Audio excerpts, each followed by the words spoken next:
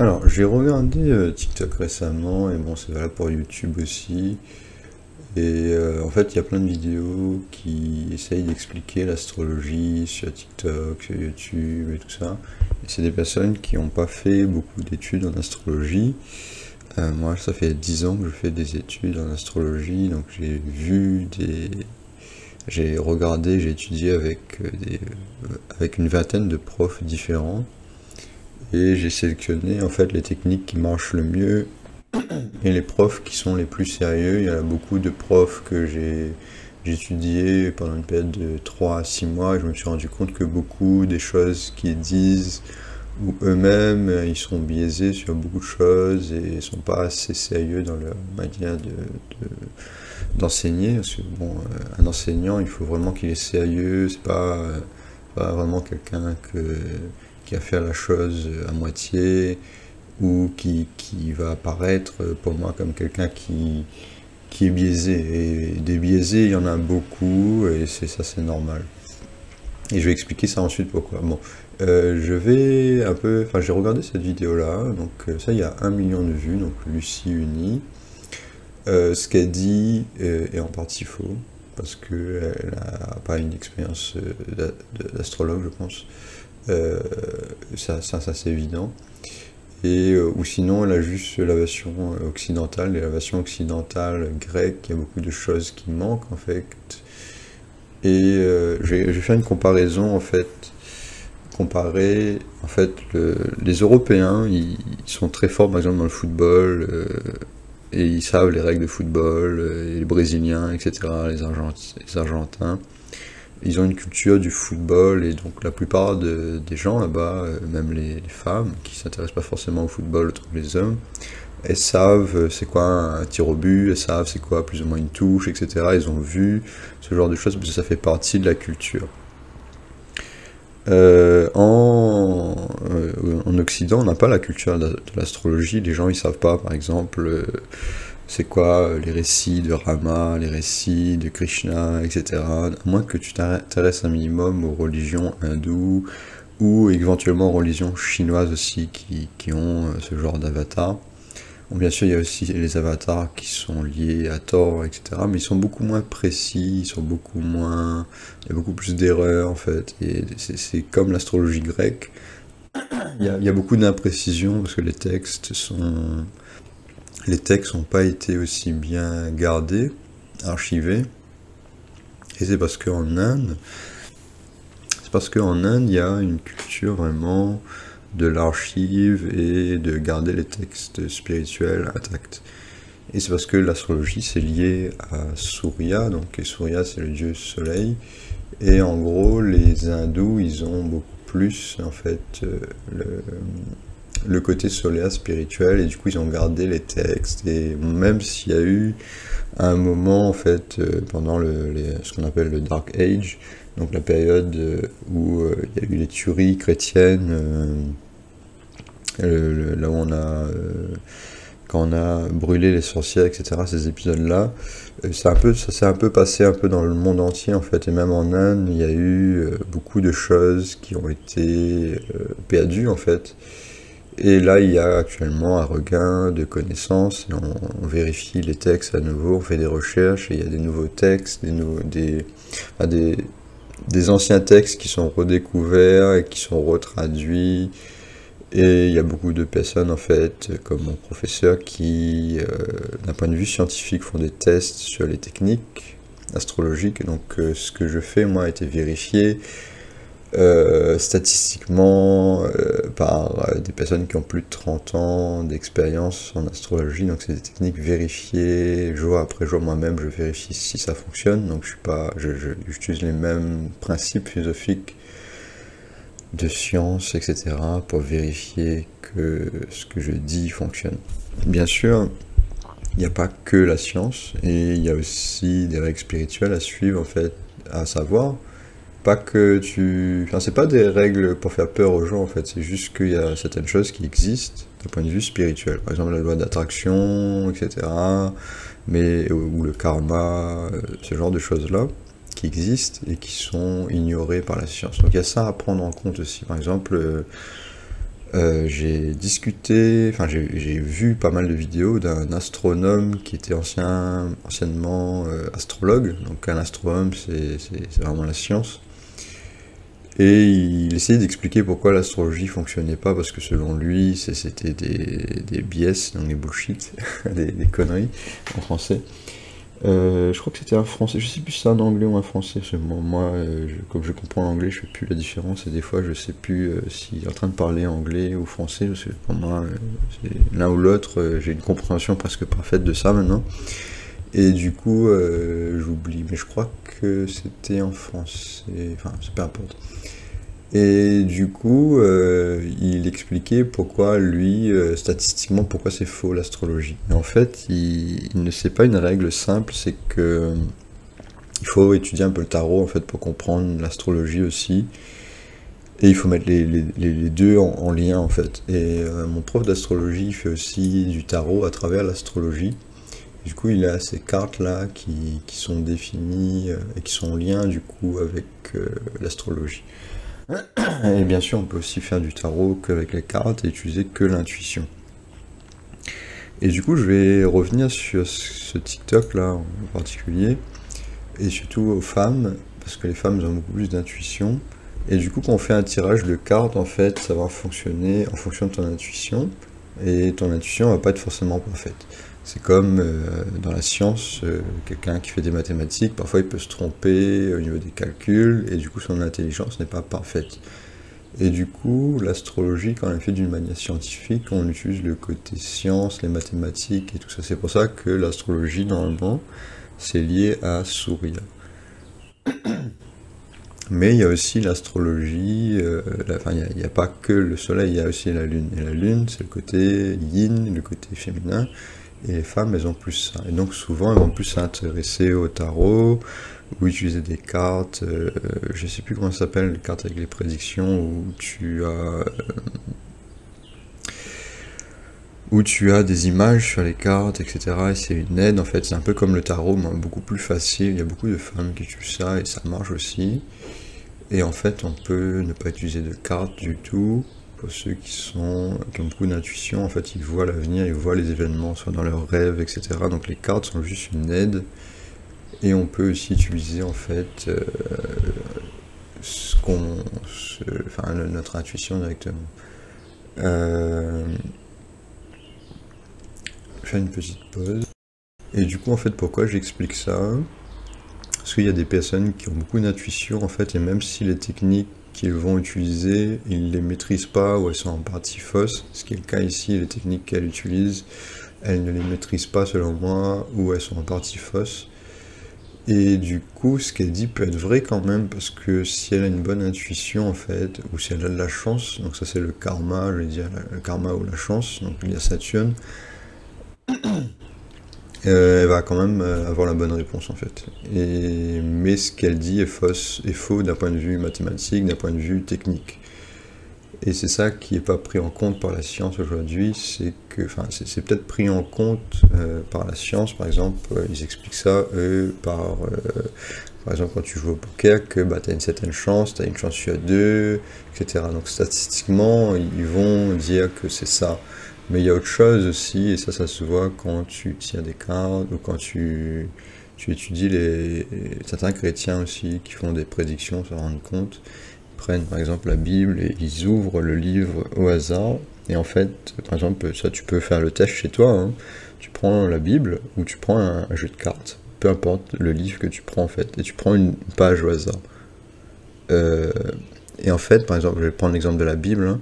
Tu prends une page au hasard et la page que tu prends va parler de ta journée ou de l'événement qui va se produire ou de la question que tu as posée. Exactement comme au tarot en fait. Et bien sûr, le livre, en fonction de la précision du livre et la pureté des écrits qu'il y a dedans, la prédiction va être beaucoup plus facile à faire. Et bien sûr, en fonction de ton expérience, etc.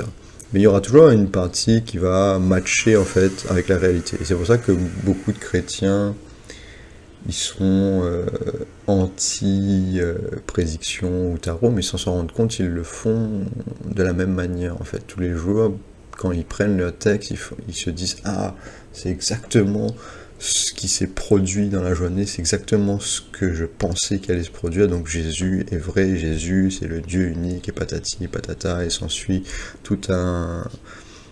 plein de choses qui sont fausses en fait, parce que n'importe qui peut faire la même chose. Un enfant de 5 ans, il va prendre un dictionnaire, il va ouvrir la page, et le mot qu'il va prendre, ça va être en lien avec la journée. Bien sûr, il n'a pas l'interprétation, lui, en tant qu'enfant, à moins que c'est un enfant qui est très très très intelligent. Et bien sûr, il y a des exceptions à tout ce que je dis. Donc, et j'ai pas la connaissance infuse non plus, même si j'ai plus d'11 ans d'expérience, il y a peut-être des choses que je ne sais pas. Du coup, un peu d'humilité aussi. Il faut toujours avoir un peu d'humilité et savoir reconnaître qu'on n'est pas parfait, qu'il y a des choses qu'on ne sait pas.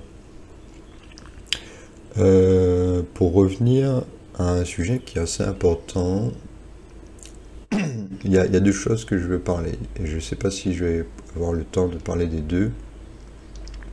Je veux parler aussi des...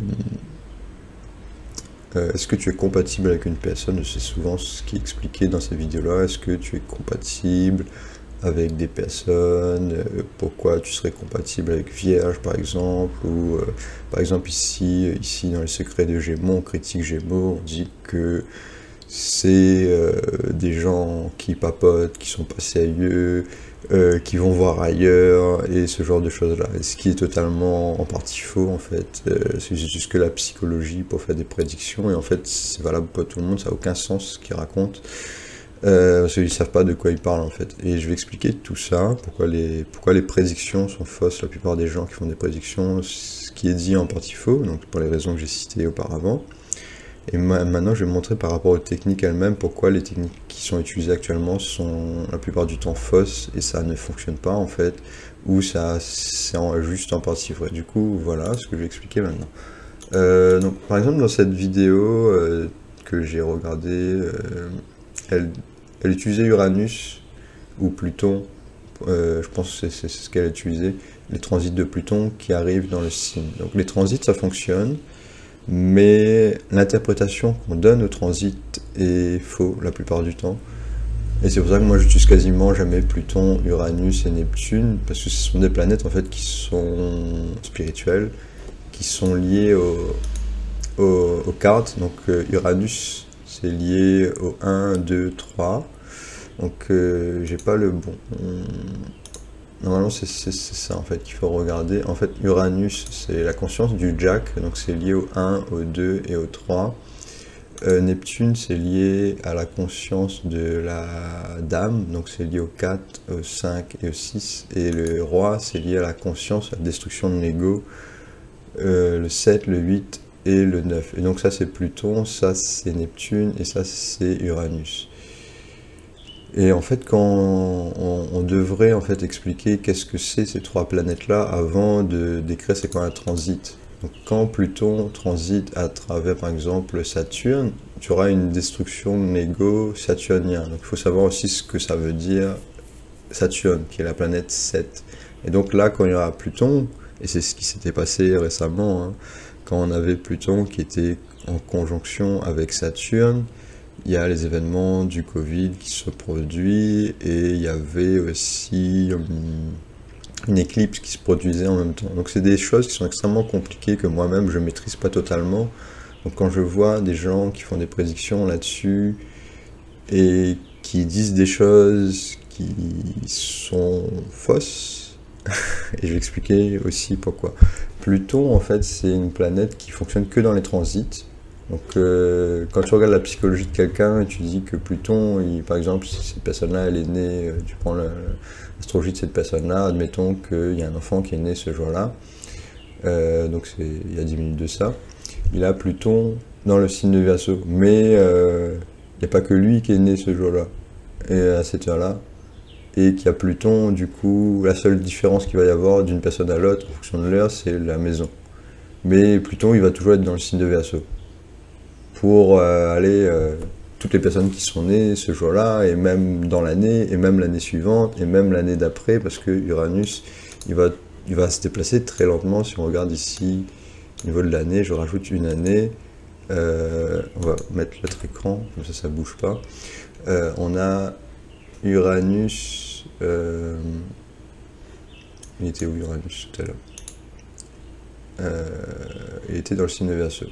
Donc, en effet, il va bouger quand même. Non, c'était Pluton que je regardais, pas Uranus, c'est pour ça que je disais n'importe quoi. Donc Pluton, c'est la planète qui bouge le moins rapidement. Donc si on regarde en fonction des années, on rajoute des années, il est toujours dans le signe de Verseau, il est toujours dans le signe de Verseau, il est toujours dans le signe de Verseau. Et du coup, toutes les personnes qui sont nées pendant plus de 20, voire 30 ans, ils sont tous Pluton dans le signe Uranus. Donc ça veut rien dire en fait. Pourquoi ça veut rien dire? Parce que c'est une planète qui est liée au spirituel. Donc ça va fonctionner que dans les transits et sur le très très long terme. Donc ça sert à rien en fait, pas beaucoup de choses, Uranus. Ça veut pas dire que la planète est inutile. Parce que quand, par exemple, Uranus va transiter dans ton astrologie à toi, par exemple, comment faire ça? On va prendre mon astrologie à moi. Et on va regarder les transits ici, avec l'écran, les transits. Admettons ici, c'est Pluton, il est en train de transiter mon Saturne. Qu'est-ce que ça veut dire? Ça veut dire que mon ego, il est en train de se transformer. Ce qui était dit dans la vidéo ici, ce qu'elle a fait sur cette prédiction-là, elle a parlé de ça ici, elle a parlé d'Uranus à mon avis, et le transit de Pluton. Je vais être en train de confondre Uranus et Pluton, excusez-moi, c'est pas grave. Les gens ils vont comprendre que je parlais de Pluton et pas d'Uranus. Donc dans le signe de Verseau, il y a Pluton, et elle parlait de cette prédiction-là, et elle disait qu'il va y avoir des effets négatifs, etc. En fait, on ne peut pas savoir si l'effet est négatif ou positif juste en regardant Pluton. Ce Pluton, c'est pas une planète qui a d'effets en fait sur la Terre. C'est une planète qui est tellement éloignée que ça a des effets, mais que dans la conscience de la personne. C'est un peu comme, je sais pas comment dire ça. C'est un événement qui se produit, mais c'est pas lui qui dit si c'est bien ou mauvais l'événement. Et du coup, pour savoir si l'événement il est bon ou mauvais, ou si la personne elle a un bon changement de son ego, il faut regarder la planète en question, si elle est saine, s'il y a des bons avastas, s'il y a des choses qui sont positives avec cette planète. Et donc ça, c'est toutes les techniques que j'utilise et que j'ai expliquées dans des vidéos auparavant, etc. Donc je vais regarder les vidéos et de voir si la planète est saine. Donc par exemple ici on regarde d'une manière simple si la dignité est bonne, si c'est bien placé dans les maisons, etc. Et en fonction de ça, le transit de Pluton il va être positif ou négatif, c'est-à-dire que la personne va apprendre de ses erreurs ou ne va pas apprendre de ses erreurs en fonction de cette destruction qu'il y a. Donc c'est une destruction du 7, du 8 et du 9, donc c'est quelque chose de très spirituel, de très intense, et c'est pour ça que beaucoup de personnes, quand il y a un transit de Pluton, il y a beaucoup de souffrance qui se produit. Donc voilà. J'ai un peu rectifié ce qu'elle a dit, ça ne veut pas dire que ce qu'elle a dit est faux, c'est qu'en fait avec Uranus et Pluton, on va dire oui, il y a un événement qui va arriver, il est forcément négatif. Enfin non, elle a dit que c'était négatif ou positif, je sais plus ce qu'elle a dit exactement, mais la plupart des astrologues, ils vont te dire oui, c'est positif ou oui, c'est négatif, et en fait tu peux pas savoir si c'est positif ou négatif avec le transit de Pluton. Et du coup, ça crée des erreurs. Ce qu'on peut savoir, c'est qu'il va y avoir un événement en fonction de l'ego, parce que c'est Pluton. Donc plus ou moins tout le monde sait que Pluton, c'est quand même le dieu de la destruction, quand même. Et du coup, ils vont dire, bon, il y a des choses qui vont être détruites. Donc c'est assez simple, quand même. Et les prédictions qui sont faites avec Pluton, Uranus et Neptune sont les prédictions les plus faciles à faire. Donc les gens associent Neptune au côté haut et tout ça. Mais c'est pas que c'est l'eau, en fait, c'est la dame, c'est la conscience de la dame, donc c'est lié à Mercure, c'est lié à Jupiter, et c'est lié à Vénus aussi, et aussi la Lune, parce que 2 x 2 égale 4, donc c'est la multiplication, il faut connaître la numérologie aussi, quand on utilise Neptune. Et donc c'est lié à la Lune, l'eau, le mouvement de l'eau, ça n'a rien à voir avec Poisson. Mis à part que Poisson, c'est un signe d'eau aussi, donc c'est lié à la conscience lunaire, un peu en partie, mais ça n'a rien à voir avec Poisson, Neptune. mais les gens ils associent ça à l'eau, parce que quand il y a un transit de Neptune, bah, il y a un changement d'un point de vue yin, parce que c'est la conscience de la dame, c'est la conscience de la stabilité, et de la personnalité aussi, en quelque sorte. Donc ça influence beaucoup de choses, les gens ils comprennent pas ce que ça influence, parce que ça influence beaucoup de choses en même temps, et du coup les gens ils associent ça à l'eau. Et ils ont en partie raison, mais pas pour les bonnes raisons. Et pareil pour Uranus. Uranus, c'est la conscience du Jack, donc c'est le 1, le 2 et le 3. Et donc c'est la manifestation c'est une manifestation spirituelle, hein, c'est un peu comme quand on dit Brahma, Shiva, non pas Shiva, Shiva c'est le troisième, c'est le dieu de la destruction. Le deuxième c'est Vishnu. Donc on peut aussi parler de ces trois dieux-là. Et c'est des consciences qui représentent beaucoup de choses. Il faut vraiment développer dans tous les détails. Donc quand on parle d'Uranus, on parle aussi de la conscience du Soleil. Parce que le 1, c'est le début. Et ensuite, on a la Lune et Mars. Et du coup, la conscience du Jack, elle est liée à ces trois planètes-là, qui sont les planètes les plus consciencieuses, on va dire. Parce que c'est des planètes qui contiennent le plus de Jiva, on appelle ça Jiva, la conscience spirituelle en fait des planètes. Il y a différents niveaux, il y a des planètes qui ont des consciences spirituelles plus élevées, et la Lune et le Soleil et Mars en fait sont directement liés à la conscience divine, en fait beaucoup plus proche. Et si on regarde les avatars, les incarnations de ces planètes, ils ont des récits qui sont beaucoup plus... qui sont différents des autres planètes en fait. Et tandis que les autres planètes sont beaucoup plus liées au mondain, à la réussite, etc. Et pas autant à la conscience, au dharma et ce genre de choses. Donc il y a des différences au niveau des planètes, il y a différents niveaux, il y a différentes choses qui sont expliquées, il y a de la numérologie qui est en lien à ça. Donc c'est complexe et il faut beaucoup de temps à passer à expliquer ça.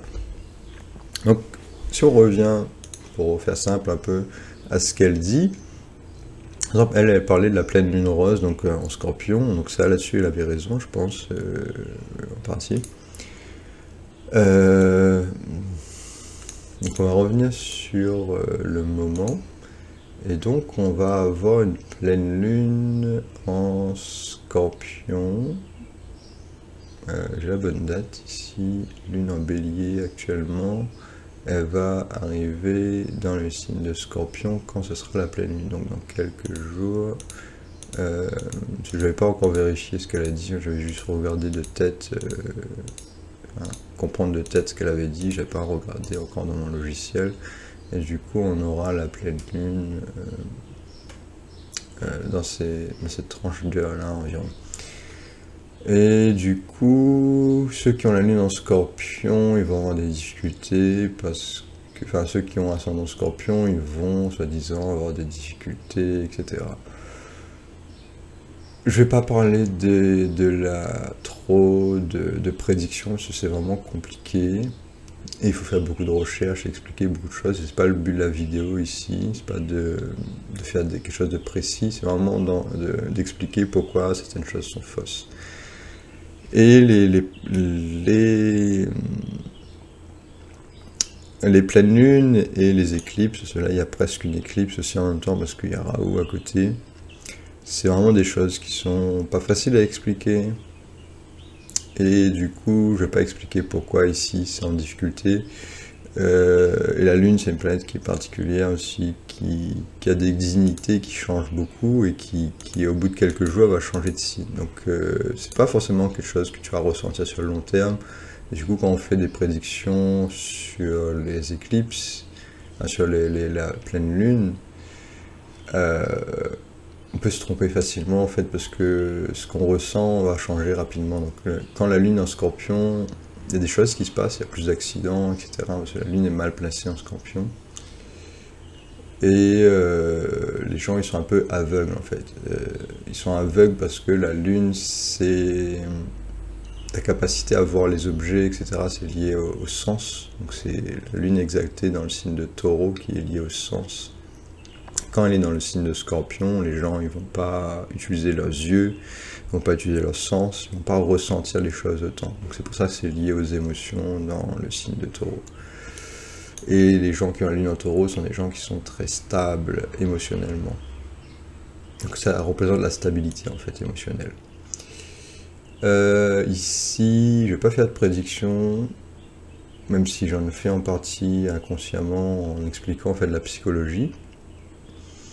En fait, c'est ça qui est, pour arriver à faire de l'astrologie sans se tromper, si on maîtrise la psychologie, si on sait les traumas, etc., si on maîtrise cette partie-là, on fait très peu d'erreurs de prédiction, en fait. On va au maximum arriver à décrire l'événement qui va se produire dans la tête de la personne d'un point de vue psychologique. Parce que tu peux faire une prédiction aussi d'un point de vue concret, tu dis par exemple, la lune est en Scorpio, tu vas faire un accident.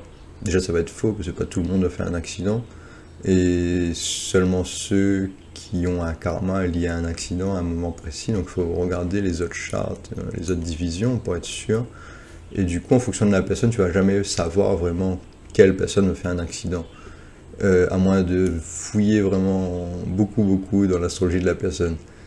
Et du coup, c'est pour ça que la plupart des prédictions sont fausses, parce que tu peux pas en fait faire de prédictions juste avec l'ascendant et les autres planètes.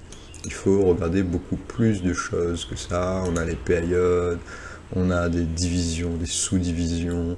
Par exemple, si tu veux regarder un accident, tu vas peut-être regarder cette sous-division ici, qui est liée aux voitures et qui est liée à ton corps quand il bouge dans l'environnement en fait.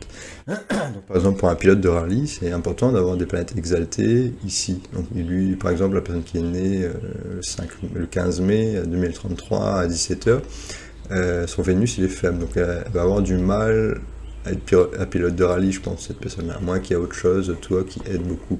Mais elle aura beaucoup de stress quand elle est dans un véhicule, parce que Vénus, c'est la planète qui est la plus importante dans cette charte.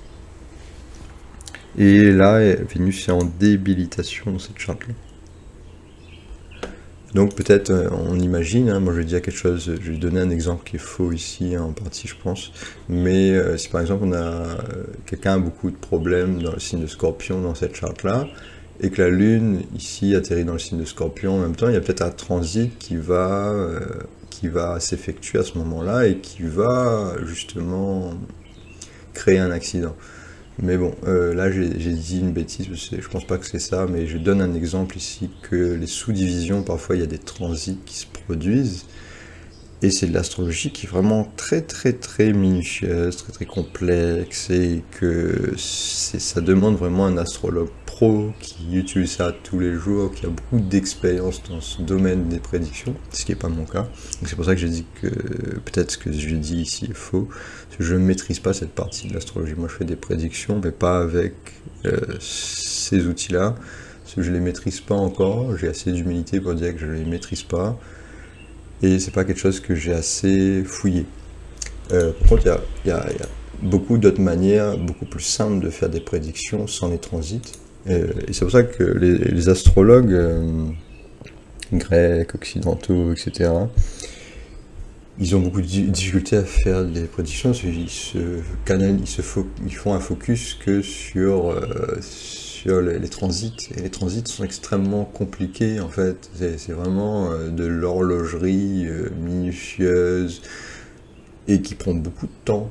Donc quelqu'un qui fait du tarot, il va tirer une carte, il va faire des prédictions de 1000 fois plus facilement que celui qui ne sait pas de quoi il parle déjà de et qui va faire des erreurs en fait, qui va se tromper et qui va dire n'importe quoi. À moins que sans faire exprès, lui aussi, il avait une bonne intuition, et du coup ça match avec la réalité, même si la technique qu'il a utilisée est fausse. Et ça, il y a beaucoup d'Indiens aussi qui font ça, parce qu'ils utilisent le mauvais zodiaque selon moi, où ils ont une confusion au niveau du zodiaque sidéral et tropical. Donc, au niveau de l'astronomie, il y a des calculs qui selon moi sont faux. Et selon mon prof, et selon beaucoup de personnes qui ont plus de 30 ans d'expérience dans l'astrologie, donc c'est pas que moi qui dis ça, hein, et c'est des personnes qui sont en lien, qui ont fait beaucoup de voyages en Inde, qui ont vérifié les textes, etc. Donc c'est des personnes de confiance. Après ça veut pas forcément dire qu'ils ont raison sur tout, mais voilà. Je vais revenir à l'astrologie Auréa, donc l'astrologie Varshafala, donc c'est aussi, on appelle ça, il y a aussi l'astrologie Tajika qui est en lien avec ça, donc on voit pas ici cette partie de l'écran là, mais c'est pas grave. En fait, dans l'astrologie Tajika, c'est une astrologie en astrologie grecque, ils appellent ça l'astrologie horaire. Et en gros, c'est assez facile de faire des prédictions avec l'astrologie Tajika. Et du coup, les astrologues occidentaux, ils ont pas mal de réussite en fait à faire ce genre de prédictions-là. Mais c'est pas très connu, il y a très peu de personnes qui l'utilisent. Moi, j'ai pas vu dans les vidéos YouTube que j'ai regardées, parce que de temps en temps, je regarde un peu ce qui se passe quand même dans le monde actuel. Quand je suis pas en train d'étudier avec mon professeur ou faire de la méditation ou regarder des choses qui sont un peu plus réalistes en fait, parce que moi l'astrologie grecque, hein, j'aime bien ça, mais il y a tellement de limites, il y a tellement de faux, les gens ils disent tellement n'importe quoi qu'au final ça sert à rien. Et enfin c'est pas que ça sert à rien, c'est que ça donne une mauvaise opinion de l'astrologie pour ceux qui ont un contexte scientifique, les médecins, etc. Quand ils vont voir ce genre de choses, ils vont se marrer parce que ils vont voir tout de suite que statistiquement c'est impossible. Tu as un minimum de connaissances scientifiques, tu sais que statistiquement c'est impossible que Pluton il peut avoir une quelconque influence sur des millions de personnes à la vitesse où il bouge en fait. Donc pour eux, ils ont raison, hein, mais ils voient pas en fait tout le reste. Parce qu'ils voient quelque chose de faux, qui mathématiquement est impossible, donc pour eux, tout le reste va être faux. Et du coup, ça donne une mauvaise opinion aux hommes, surtout, qui ont beaucoup cette envie de comprendre les stats et les maths. Et souvent, ces personnes-là, ils vont avoir une conscience lunaire très faible, donc ils vont pas avoir beaucoup d'intuition, donc pour eux, tout est faux en fait.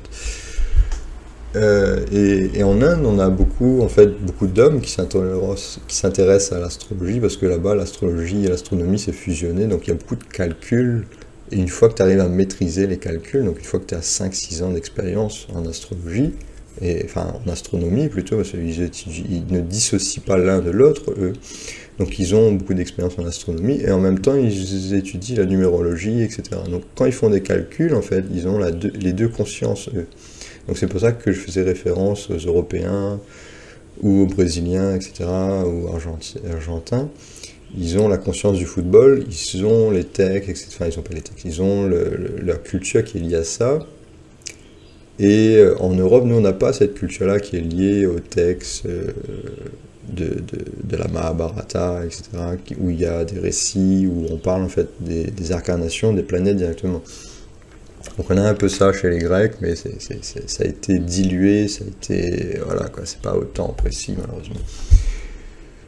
Je fais une petite pause et parler d'autre chose ensuite. Donc, autre sujet au niveau des compatibilités. Donc là, je vais vraiment détruire l'ego de beaucoup de personnes qui sont astrologues, et qui sont astrologues débutants ou qui commencent et qui ont une certaine opinion. Moi, j'ai une opinion assez marquée parce que j'ai beaucoup étudié les textes, et c'est la même opinion que mon prof d'astrologie qui a plus de 30 ans d'expérience dans le domaine. Et c'est aussi l'opinion de certaines personnes qui sont dites défaitistes ou qui croient en fait ou fatalistes, c'est-à-dire que pour eux, ils pensent qu'il n'y a pas de changement possible.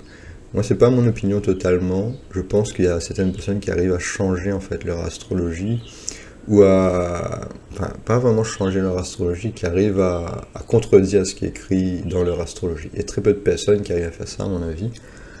Il y a peut-être 1% de la population environ qui arrive à faire ça. Et c'est des personnes qui sont très très matures, des personnes que tu vois pas tous les jours, et quand tu vois ce genre de personnes-là, tu sais qu'il y a une différence, ça se ressent directement.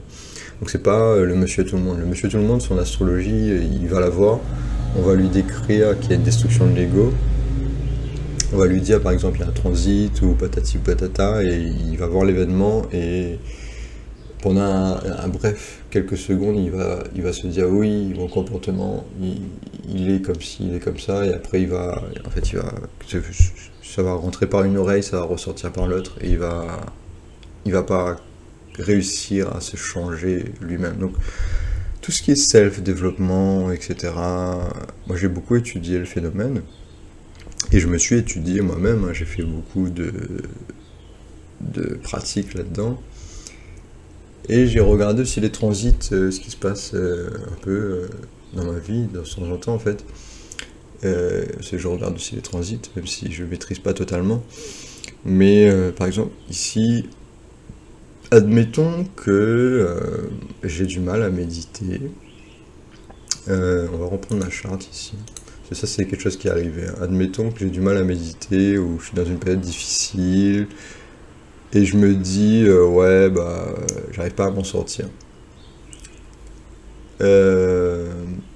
Et tout d'un coup, il y a un transit, il y a le soleil qui arrive en bélier, et tout d'un coup, je prends les transits ici, juste pour donner un peu l'exemple, admettons que le soleil, il était en bélier il y a récemment, et justement pendant cette période-là, effectivement, j'ai réussi à faire la méditation plus facilement, parce que le soleil il est exalté dans le signe de bélier. Donc ça donne une force solaire, ça donne de la constance, etc. Et ça permet d'arrêter les addictions et d'être plus concentré sur les choses. Du coup pendant cette période-là, j'étais beaucoup plus concentré, j'arrivais à faire des choses beaucoup plus facilement. Et il y a des gens qui font du self-développement, moi c'était mon cas avant, et j'en fais toujours d'ailleurs, mais beaucoup moins, parce que j'essaye de pas faire que ça. Mais quand tu fais du self-développement, tu vas te dire oui, bah c'est parce que j'ai fait du self-développement que j'ai réussi à me concentrer.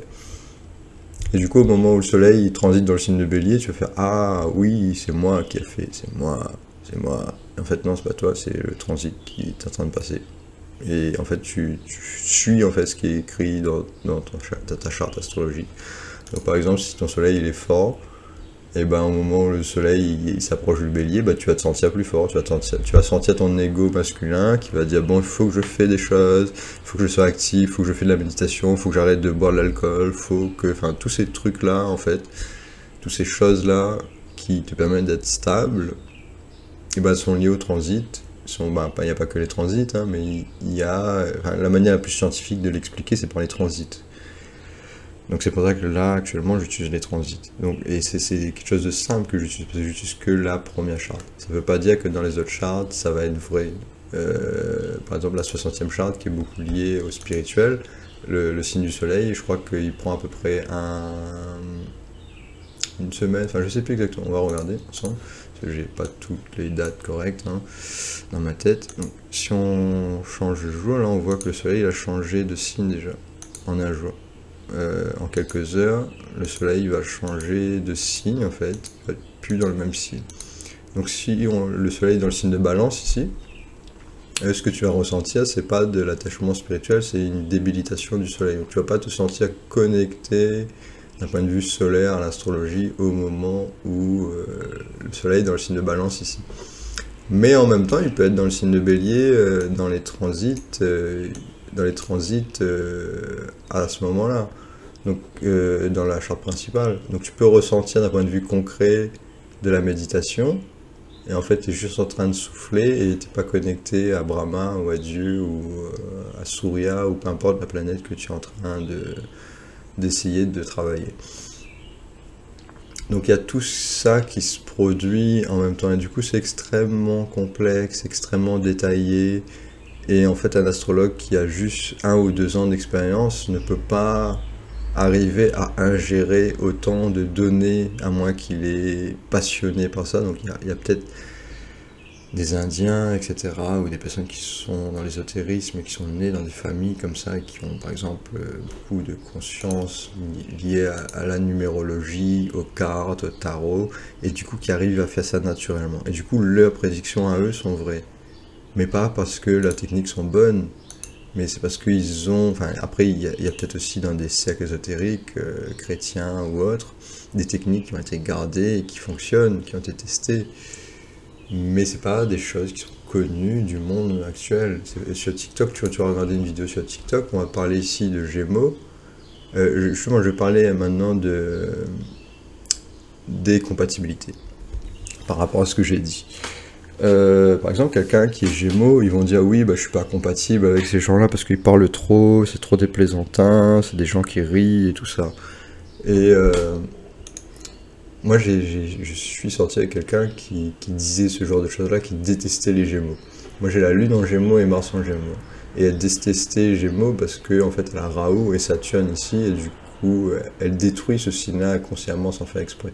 Mais elle est attirée par ça et elle en vit en fait. Et souvent en fait cette personne-là va être attirée, va tellement être attirée par Gémeaux, mais en même temps va refuser totalement, avoir un refus extrême là-dessus. Il y a un paradoxe dans la tête de la personne par rapport au fait qu'il y avait Raoult et Ketu, pas Ketu, Raoult et Saturne dans le signe de Gémeaux. C'est parce qu'elle est née en 2002. Et du coup, toutes les personnes qui sont nées en 2002-2003, ils vont avoir Raoult et Saturne dans ce signe-là. Du coup, ils vont détester tous les Gémeaux. Sans s'en rendre compte, ils vont avoir un refus total des Gémeaux. Et aussi de Vierge indirectement. Et du coup, ces personnes-là, elles vont être incompatibles en quelque sorte avec ces personnes-là, d'un point de vue mercurien. C'est-à-dire que moi, mon côté Gémeaux, il ressentait, mais il était en même temps détruit. Donc il y avait un paradoxe. Mais ça se produit justement pour que notre conscience, elle évolue, qu'on apprenne nos erreurs et qu'on arrête justement ces relations qui sont toxiques, parce qu'on a quelque chose à apprendre. Et du coup, en fait, quand tu vas attirer quelqu'un dans ta vie, si c'est sur du long terme, ou sur 1 ou 2 ans, ou 6 mois, souvent ça va pas être une personne qui est compatible avec toi, mais tu vas être attiré par cette relation-là parce que tu as besoin de ça pour évoluer. Donc souvent, en fait, quand on attire des relations dans nos vies, on n'attire pas ça pour le plaisir, en fait. Souvent, on attire ça parce qu'on a besoin de comprendre les choses, qu'on a besoin d'évoluer. Et tu as des personnes, en fait, quand on regarde leur astrologie, par exemple, moi, j'ai une certaine astrologie, mais admettons que j'étais né en 2002 et que ma lune était ici, et toujours ici. Enfin, on va dire que Raoult et Saturne, ils sont dans le signe de Gémeaux si je suis né en 2002. Et admettons que la Lune et Mars étaient toujours là, et ben moi, j'aurais jamais eu une relation saine en fait dans ma vie. Si Raoult et Saturne étaient sur ce signe-là. J'aurais jamais eu de relation saine, ça aurait toujours été toxique de 0 à 100 ans. Donc là, une prédiction directe. J'aurais jamais eu de relation, je répète, de relation saine. Parce que la Lune est complètement détruite. S'il y a Saturne et Raoult dans ce signe ici, et la Lune et Mars, encore pire s'il y a Mars. Parce que ça crée de la honte, ça crée un trauma très très fort, et en fait, cette personne-là, elle peut s'en sortir que si elle guérit son trauma. Et du coup, elle ferait partie des 1% de la population qui arrive à guérir son trauma. Et il y a très peu de personnes qui arrivent à guérir un trauma aussi important. Donc peu importe la compatibilité, en fait, moi j'utilise pas beaucoup les compatibilités parce que la plupart du temps ça sert à rien. Moi je l'ai dit, ça y est, il y a des gens qui vont être déçus, ils vont dire ah toutes les prédictions, tout ça sert à rien en fait. Quand on te dit les Gémeaux ils sont compatibles avec les machins, et tout, la compatibilité existe, hein, mais elle sert à rien en fait parce que d'un point de vue prédiction ça se produit en fait, et quasiment personne. Mais à part peut-être ceux qui font de la méditation pendant 2-3 heures par jour et qui arrivent vraiment à bien maîtriser la méditation, peut-être que eux, ces personnes-là, ils arrivent à changer les choses, certaines choses, et encore. Et bon, il y a des théories qui existent selon quoi on pourrait changer les choses. Moi, j'ai jamais vu ça de ma vie. Pour l'instant. Mais je dis pas que c'est impossible, hein. Il y a peut-être des gens qui y arrivent, mais c'est très très rare. Donc il faut minimiser en fait toutes ces choses-là. Et il n'y a pas que moi qui dis ça. Il y a beaucoup de personnes qui ont fait des études dans l'ésotérisme qui croient à ce genre de choses-là. Par exemple, comment il s'appelle lui, Pierre Jovanovic, il a fait une vidéo où il parle un peu des anges et du spirituel, etc. Et il dit qu'en gros, on a un ange qui nous protège et qui nous fait faire des actions, en fait, qui nous protège de la mort, et on ne sait pas pourquoi on survit, etc. Par exemple, on peut prendre une substance toxique et toujours survivre, on peut avoir des accidents très très graves et toujours survivre, et lui, il explique ça avec des anges protecteurs, etc. Donc ça, c'est la théorie spirituelle. Moi, je n'ai pas vérifié si c'est vrai. parce que c'est pas mon métier. Mais en gros, je pense qu'il y a peut-être une part de vérité derrière ce qu'il dit. Donc par exemple ici on te dit les 3 signes les plus dangereux du zodiaque. Un signe du zodiaque en lui-même il n'est pas dangereux, ça dépend de la planète dans laquelle il est. Donc par exemple ici je vais expliquer ce que ça veut dire ici vraiment. 3 signes du zodiaque généralement on va dire peut-être Scorpion, on va te dire peut-être aller éventuellement Capricorne. Ensuite ils vont peut-être te dire Balance. Parce que statistiquement, par les FBI ou la CIA ou les recherches des Américains, statistiques, ils ont prouvé que Balance c'est un signe qui est dangereux. Et en fait, pourquoi? Parce que le Soleil il est en débilitation quand il est dans le signe de Balance, ce qui est l'inverse de Bélier. Donc la débilitation d'une planète, c'est ça qui montre en fait qu'un signe il peut être dangereux. Donc par exemple, la Lune en Scorpion, c'est plus dangereux que le Soleil en Scorpion. Mais le Soleil en Scorpion aussi c'est un petit peu dangereux, pourquoi? Parce que le Soleil juste avant, le mois précédent, il était dans le signe de Balance. Donc il n'a pas encore récupéré totalement toutes ses forces, il est en train de renaître. Donc c'est ça en fait la renaissance du Scorpion, et ensuite du Sagittaire, peut-être le Phénix qui renaît de ses cendres. Donc on a ce processus-là dans les signes. Si une planète est en débilitation dans un signe, le signe d'à côté, elle n'a pas encore récupéré totalement. Et parce que le Soleil il avance de mois en mois. Et du coup, voilà une des raisons que Scorpion, ils sont souvent mal vus. C'est pas la seule raison. C'est parce que aussi, par exemple, quand le Soleil en Scorpion, par exemple, Vénus, il peut être aussi en Vierge en même temps. Et là, ça va être encore plus difficile. Pareil pour les lions. Les lions sont souvent mal considérés pour les mauvaises raisons, parce que le Soleil, il est fort en lion. Mais souvent, quand le Soleil va être en lion, Vénus, il va être en Vierge. Et Mercure, il va être en Vierge. Donc on va avoir quelqu'un qui est très intellectuel, mais qui n'a pas beaucoup de diplomatie, parce que Vénus, il est en débilitation dans le signe de Vierge. Et du coup, c'est des personnes qui vont être irrespectueuses, ou trop franches, ou trop intellectuelles, ou trop carrées, parce que le Soleil, ça donne un côté carré, un côté dominant. Et si tu es dominant, et si tu es carré, et que tu n'as pas beaucoup de diplomatie, bah souvent les gens ils vont te dire que tu es un connard. Donc c'est ça en fait. Et on va caricaturer les signes en fonction de traits qui sont pas tout le temps vrais. Par exemple, le Soleil en Poisson, on va dire que c'est quelqu'un de naïf, parce que Mercure, il est souvent dans le signe de Poisson. Par exemple, ici, on voit que Mercure, il est presque dans le signe de Poisson. Donc ça caractérise souvent un Mercure qui est assez faible. Donc souvent, on est considéré comme des gens naïfs, mais c'est pas tout le temps le cas. C'est pas tout le temps le cas parce qu'il y a d'autres chartes qui peuvent contredire aussi ça. Pour revenir sur les compatibilités, moi ce que j'utilise, on regarde cet écran-là, bon, on peut regarder gratuitement en fait sur le site de mon prof et avoir ce calcul fait automatiquement. Il faut regarder carte de la vérité en anglais, donc card of truth, avec l'accent, si j'arrive à le faire correctement. Et en gros, on regarde le signe de la Lune. Par exemple, ici, la Lune est dans le 5 de pique. Et du coup, si tu as une compatibilité en fonction, tu regardes ton amant ou ta personne que tu veux savoir si tu es compatible avec lui. Et tu regardes si c'est dans une carte qui est compatible. Et en fait, les cartes qui sont compatibles, ici, avec le 5 de pique, c'est le 5 de cœur, par exemple, ou les cartes qui sont à côté, le 4 de cœur, le 6 de cœur, ça va être très compatible. Donc, si ta lune, elle tombe dans le 4, de cœur, ou de diamant, donc de carreau, il n'y a pas que ça, bien sûr. Il y a, par exemple, une dame de carreau aussi, ça va être compatible, parce qu'il faut connaître la numérologie.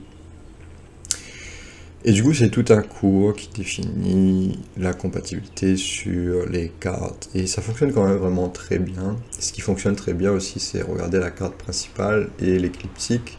Et ça va définir ton chemin de vie. Donc ça va définir, en fait, c'est pas si tu es compatible avec la personne, si tu vas passer du temps avec elle parce que tu es sur le même chemin de vie. Donc par exemple, tu peux être très compatible avec quelqu'un, tu peux avoir un 5 de cœur ici et être compatible avec moi, mais tu vis dans un autre pays. Donc en fait, même si tu es compatible avec moi, tu vas jamais parler avec moi parce que tu vis pas dans le même pays. Donc on s'en fout totalement en fait de la compatibilité à ce niveau-là. Ça y est, j'ai dit quelque chose de grave.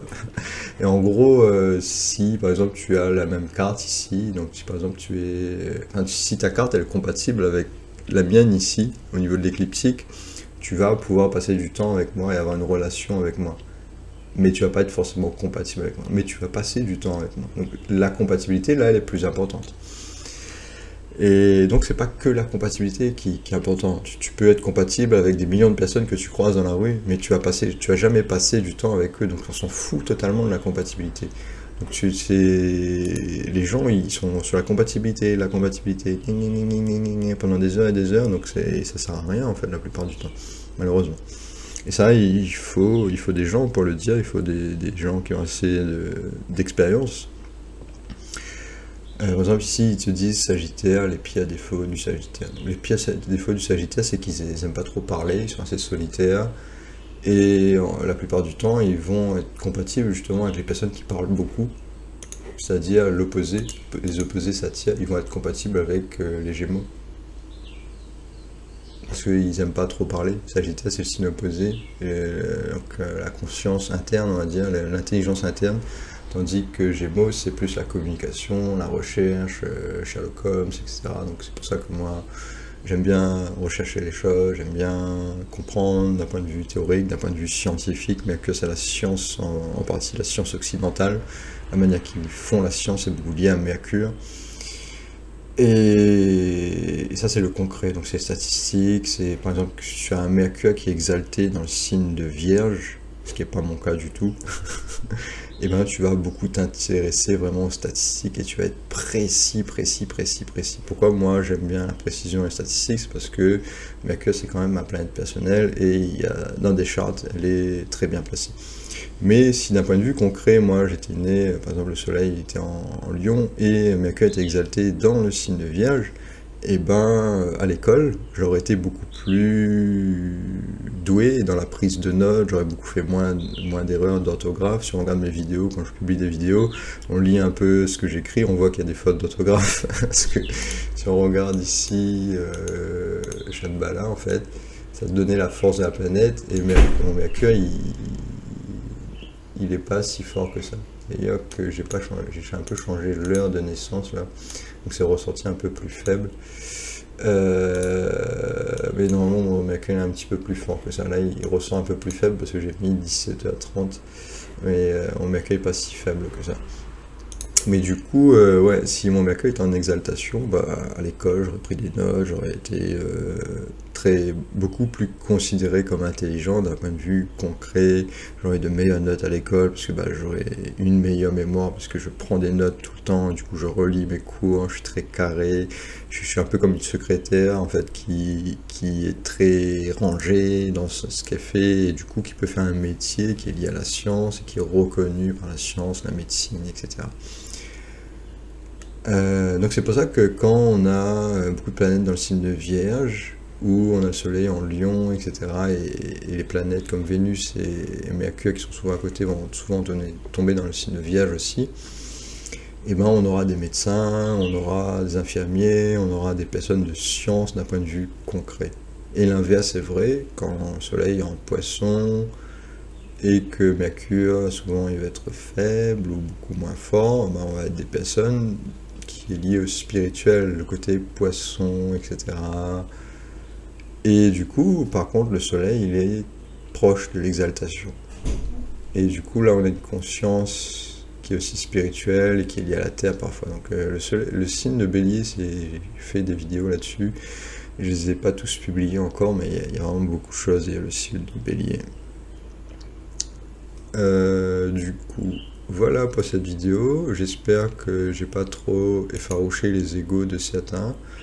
Mais j'ai un peu remis les pendules à l'heure en fait sur les prédictions, sur les compatibilités, sur toutes les bêtises qui sont dites. C'est pas forcément des bêtises, hein, ça peut être vrai quand même. Tu peux ne pas aimer Gémeaux, tu peux ne pas aimer Vierge, ou peu importe les signes, et ton ressenti il est correct. Mais pas pour les bonnes raisons, parce que, bah, par exemple, ici on dit le pouvoir de Vierge, tout ce qui est dit est plus ou moins vrai, c'est des personnes qui sont très précises, etc. Mais bon, voilà, après il y a des choses qui sont fausses, pas tout est vrai, parce que c'est pas des personnes qui ont passé des années et des années à étudier les textes, à être précis dans ce qu'ils disent par rapport aux textes astrologiques. Et souvent, les personnes qui aiment bien le spirituel, souvent, ils ont un mercure très faible, donc ils vont dire beaucoup de bêtises, en fait, sans faire exprès. Et c'est parfois mon cas aussi. Parfois, je suis pas assez précis, je fais des efforts au maximum pour ne pas dire des choses, justement, qui sont incorrectes. Mais bien sûr, ça va pas être autant, les gens vont pas autant fantasmer sur ce que je dis, parce que bah, je fais pas de vidéos choc où je dis des choses qui sont pas du tout contrastées, qui sont pas du tout nuancées, donc qui sont impossibles en fait dans la réalité. Si on ne nuance pas les choses, si on n'explique pas les choses d'une manière nuancée, on peut pas décrire la personnalité de quelqu'un, à moins qu'on utilise son intuition. Et du coup, voilà, ça rejoint ce que j'ai dit au début de ma vidéo. Ça ne veut pas dire que tout ce qui est dit ici dans ces vidéos est faux. Ceux qui font du tarot, ceux qui font des cartes, etc., eux, oui, ils sont capables de faire des choses. Et en astrologie aussi, inconsciemment, on peut aussi étudier les signes en méditation et arriver aussi à des réponses qui sont subjectives, c'est-à-dire qu'on ne va pas pouvoir donner de réponses scientifiques, mais ce qu'on va dire va quand même se produire. Donc c'est à nuancer ce que j'ai dit, et à nuancer quand même, il y a des choses qui sont vraies, parce que l'intuition. Et l'intuition est constamment présente beaucoup plus chez les femmes, etc. C'est pour ça qu'elles sont attirées par l'astrologie, c'est pour ça que cette femme-là, certainement, elle adore l'astrologie, parce qu'elle se sent connectée à l'énergie des planètes, et patati et patata, mais pour un homme, ça va pas être parlant du tout, parce que lui, il va voir que statistiquement c'est faux, du coup, par simple logique, un homme, il va quasiment jamais écouter ce que la femme va dire. Parce que pour lui, c'est totalement, de son point de vue à lui, c'est totalement faux. Lui, il n'a pas de ressenti émotionnel, d'émotion, d'énergie autant, moi qui fais beaucoup de méditation comme les Indiens. Du coup, quand il va écouter ce qu'elle dit, il va se marrer, il va se foutre de sa gueule. Parce que quelque part, de son point de vue, c'est faux. De son point de vue à elle, c'est vrai. Donc il y a ces deux facettes-là à prendre en compte, et c'est pour ça qu'il ne faut pas être dans le jugement de ce qui se passe actuellement, parce que parfois, ils ont raison. Les femmes, elles ont la conscience lunaire, et on dit souvent qu'elles ont tout le temps raison. Pourquoi elles ont tout le temps raison ? Déjà, elles n'ont pas raison si la lune est mal placée, c'est tout. C'est comme ça, parce qu'ils ont les émotions pour arriver à être intuitivement, pour avoir beaucoup d'intuition. Il faut avoir la lune et la 4e maison très forte. Donc par exemple, si on a Saturne sur la 4e maison, on va pas avoir beaucoup d'intuition, on va avoir beaucoup de problèmes à l'environnement familial, on va avoir une mère qui peut-être nous a torturés quand on était jeune, pour les cas les plus graves, et du coup, tu vas pas passer beaucoup de temps à méditer si ta 4e maison, elle est faible. Pareil, la 8e maison, c'est important. C'est la 8e maison, il y a beaucoup de planètes comme Rahu, Saturne ou Mars qui sont ici. Tu vas avoir du mal à méditer, à être stable. Pareil, la 12e maison, c'est important aussi. Donc il y a ces choses-là qui jouent, et il y a la lune qui joue. Donc pas tout le monde, en fait, arrive à avoir une intuition parfaite. De la même manière qu'un médecin, il va pas avoir une intelligence parfaite, il va faire des erreurs de statistiques. Parfois, il va passer beaucoup de temps à faire des recherches, et parfois, il va se tromper. Donc il y a des erreurs qui sont faites, que ce soit d'un point de vue intuition, d'un point de vue tarot, d'un point de vue carte, il y a des erreurs qui sont faites, et comme dans la science. Parce que ça se rejoint, il y a des erreurs dans tous les sens. Et il y a aussi le karma, la chance ça arrive aussi, comme au poker, donc tu peux dire des choses qui sont fausses, mais sur le moment, ça tombe dans le bon jour, tu as de la chance, et c'est correct en fait, parce que tu as eu de la chance. Du coup, voilà, je vais finir cette vidéo. Merci d'avoir écouté. Si vous avez suivi jusqu'à la fin, bravo. Si vous n'avez pas suivi jusqu'à la fin, c'est pas grave. Si vous avez retenu un peu ce que j'ai dit dans les 10 premières minutes, c'est déjà pas mal. Si vous avez regardé la conclusion, c'est déjà pas mal aussi. Et du coup, voilà. Il n'y a pas, enfin, juste pour finir, il n'y a pas que moi qui explique ça. Il y a beaucoup de personnes qui se considèrent un peu, entre guillemets, fatalistes. Je vais finir quand même par un petit mot, une petite phrase. Ils disent en astrologie védique, si tu arrives à changer 33% de ta personnalité ou de ce qui tu es, c'est comme si tu changes 100%. Donc il y a cette théorie qui dit que tu n'as pas besoin de tout changer. Si tu arrives à changer une partie, c'est comme si tu changes l'ensemble. Et ça, c'est lié au 1, au 2 et au 3, donc à la numérologie. Si tu changes le début, tu changes la fin aussi. Donc tu n'as pas besoin de faire autant d'efforts que tu penses, mais les efforts que tu as à faire, surtout pour certaines personnes qui ont des traumas, etc., il faut guérir de ces traumas-là. Donc c'est plus la psychologie qu'on a besoin de se concentrer dessus, et c'est pour ça c'est pour ça que le signe de Verseau est très important, qu'il y a la psychologie. Et c'est pour ça que l'astrologie fonctionne quand même, c'est qu'il y a beaucoup de psychologie qui va être liée aux résultats que tu vas avoir. Donc si tu étudies une personne et tu vois qu'elle a un trauma dans son enfance, par exemple quand elle est née, elle a avorté, la mère a avorté, ou je sais pas moi, il y a la relation avec sa mère était très difficile, tu sais que quelque part il y a un trauma chez cette personne-là, et tant qu'elle guérit pas de ce trauma-là, elle va pas réussir dans la vie. Et ça c'est assez évident. Et ça se rejoint au niveau de l'astrologie, on peut voir ces choses-là. Donc on n'a pas forcément de besoin de faire de prédictions. Si on voit que la personne est traumatisée, forcément, dans son astrologie, ça doit refléter ça. Et si ça ne reflète pas ça, c'est qu'on ne comprend pas l'astrologie, que les techniques sont fausses, ou que... Enfin, il y a peut-être autre chose. Mais en gros, on doit faire le rapprochement, ce qui se passe concrètement, et l'astrologie. Et si ça ne fonctionne pas, bah c'est qu'on n'a pas toutes les réponses. Ou que la science qu'on pratique est fausse, ce qui est possible aussi. Du coup, voilà pour cette vidéo, merci d'avoir écouté, j'étais obligé de la faire longue parce qu'il faut être précis justement. Du coup, voilà, à la prochaine vidéo, merci d'avoir regardé.